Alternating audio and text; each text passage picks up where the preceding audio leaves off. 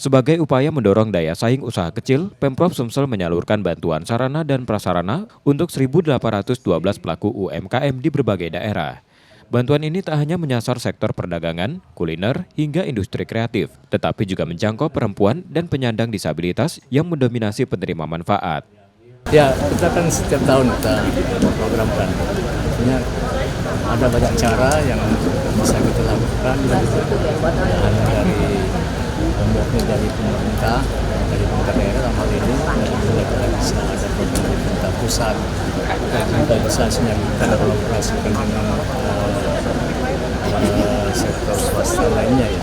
Ada masuk, bisa kita dorong, bisa kita dorong, semua bisa kita kerja bersama berkolaborasi untuk membantu kemajuan satu UMKM.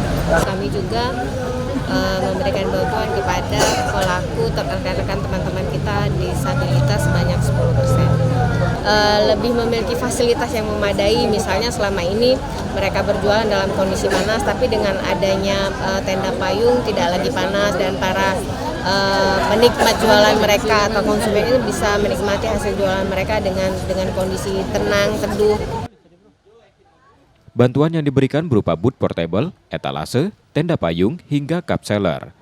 Dukungan ini hadir untuk menguatkan pelaku usaha agar mampu meningkatkan kualitas layanan, perlindungan usaha, dan kapasitas produksi dalam menjalankan bisnis harian.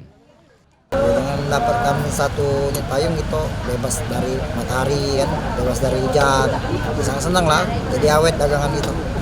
Harapan gitu ya lebih bagus setiap tahun dapat masyarakat.